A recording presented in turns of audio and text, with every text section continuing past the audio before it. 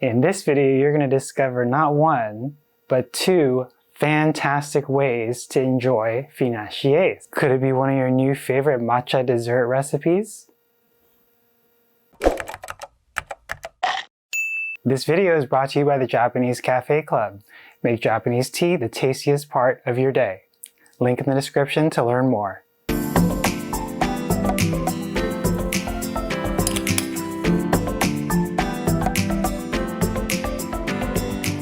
The first thing that you're going to want to do is brown some butter. So I have one stick here. We're going to be using a little bit more.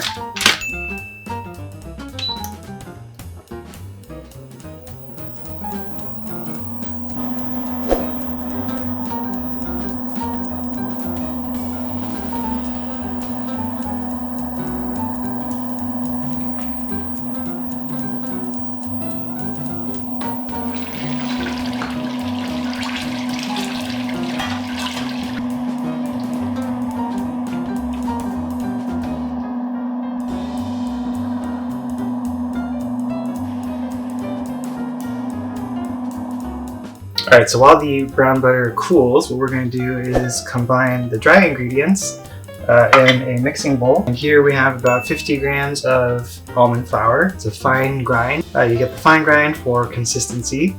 Here we're going to be using about 30 grams of cake flour and then about 20 grams of whole wheat flour.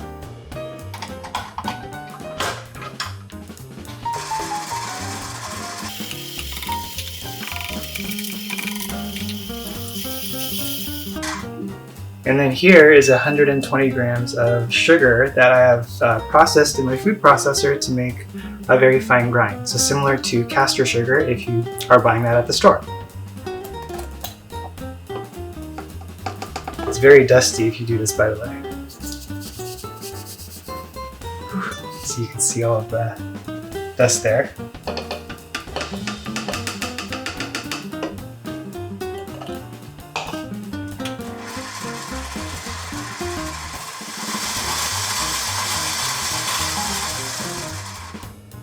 So once you've combined the flours and the sugar, what we're going to be doing is combining it with some egg whites, which we can whip up for a little bit of a more fluffy texture, or you can put it in directly. But since we use a little bit of whole wheat today, we're going to try to whip up the egg whites into stiff peaks. And this is about a half cup's worth, or about 120 grams, roughly. So I'm going to go ahead and transfer this out. We're going to separate this into two batches. So one's going to be for hojicha and the other is going to be for the matcha.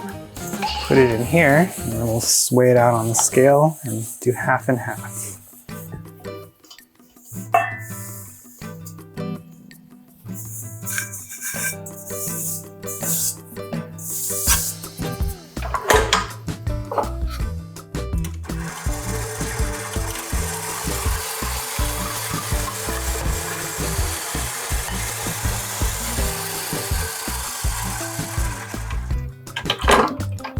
So, looks pretty good.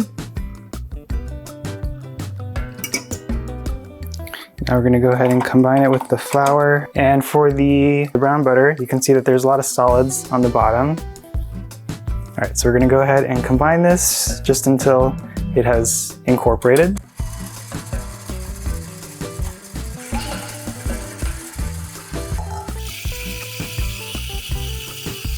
And the very last thing here is going to be the butter, but I think it's a little bit warm. Needs to cool just a few more minutes and then we can go ahead and combine it in here. We're going to split it in half and add our 2 tea powders and then put some in my cupcake pan and some in my mini loaf pan. If you have the Financier pan, Financier. Maybe somebody who can speak French can say that correctly for me. But if you had that specialized pan, then that's what you would use for that unique oblong or rectangular shape. But I have enough pans, so I'm going to just use what I have. We're going to be putting some in the cupcake tin, filled just a little bit, maybe about 1/4 to 1/2 inch. And then same thing with the mini loaf pan. And then over here I have my oven preheated to about 400 degrees Fahrenheit. We're going to bake it for about 15 to 20 minutes until you notice it's starting to brown a little bit. And then we're going to cool it on a wire rack, let it rest for a little bit, and then it'll be ready to enjoy with your favorite Japanese tea. even though these already have tea in them.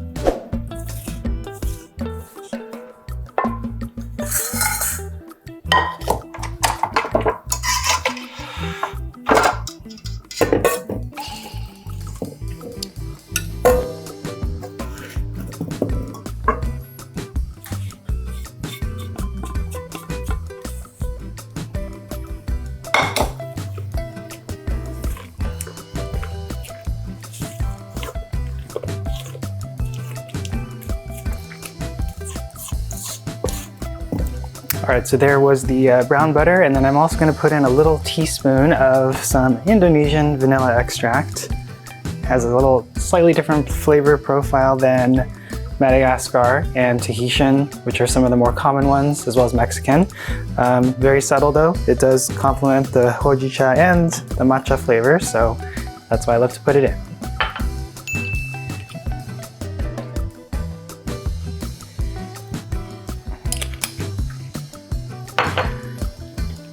Alright, so we're going to go ahead and weigh this and then keep half in this bowl and then half in that bowl. And then we're almost done.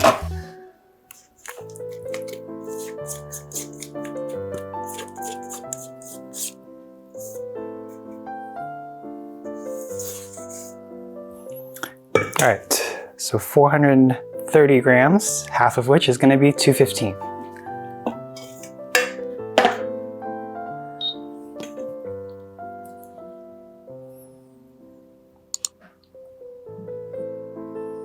Alright, 214.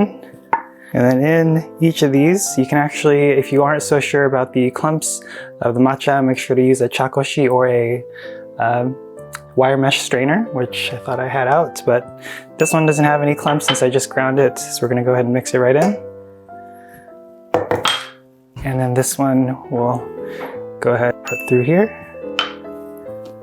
The last thing that you'd want is a clump of matcha in your financier. So that's the Japanese pronunciation. Because you're wondering why it sounds funny to you, if it sounds funny.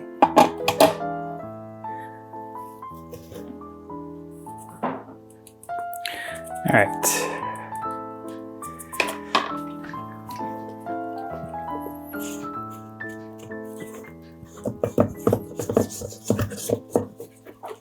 Oh, it smells so good. If you like the smell of matcha and brown butter, that's what this smells like. So once it's mostly incorporated, we can go ahead and transfer both of them. It smells like hojicha and brown butter. Also amazing.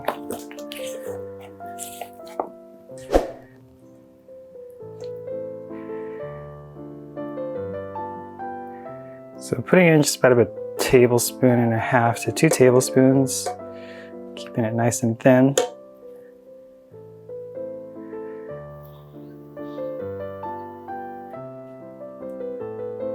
And same thing here, we want to make these mini loaves thin, as thin as possible. I think we're just going to do 1 each. And we'll do the rest as little cupcake sizes.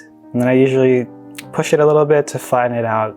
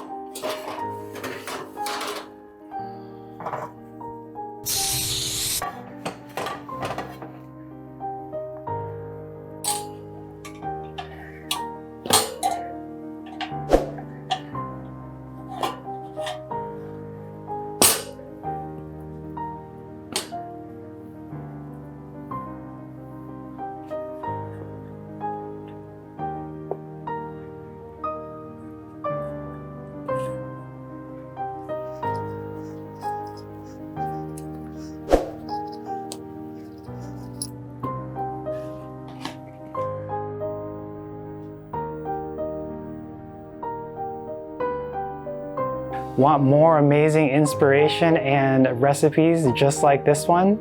Get it now by visiting JapaneseCafeClub.com or later by tapping the subscribe button. Totally optional, but highly recommended.